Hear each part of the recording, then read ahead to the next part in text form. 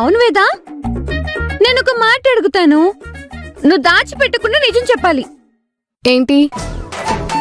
అంత పెద్ద కాలేజ్ లో చేరుతున్నావు కదా, అంత పెద్ద పెద్ద వాళ్ళ సర్కిల్ కదా, ఏ అబ్బాయి అయినా నేను ఇష్టపడితే? హే, ఏం మాట్లాడుతున్నావే? అరే, కాలేజ్ అంటే చదువులే ఉంటాయా, లవ్వులు ఉండవా? ఈ అంచి ఎందుకుండవమ్మా? అసలు 100% లవ్వులు స్టార్ట్ అయ్యేది కాలేజీలోనే కదా. హా. ఓ అందమైన డబ్బున్న అబ్బాయి నీ దగ్గరకొచ్చి, ఏమండి మీరంటే నాకు ఇష్టం, ఐ లవ్ యూ, మీరు ఒప్పుకుంటే మిమ్మల్ని పెళ్లి చేసుకుంటా అని అన్నాడే అనుకో, అప్పుడేమంటావు? వెంటనే చెప్పు తీసుకొని కొడుతుంది. నేనెందుకు కొడతాను? అంటే కొట్టక ఆడేమన్నా కూడా ఊరుకుంటావా? ఊరుకోను. ముందు అతన్ని అప్రిషియేట్ చేస్తాను. ఏంటి?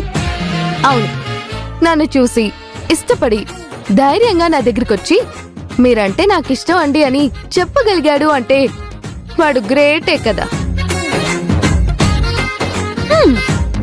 కొంతమందికి ఆ మాట చెప్పే ధైర్యం కూడా ఉండదు. అదే కదా నువ్వు అనేది వేదా.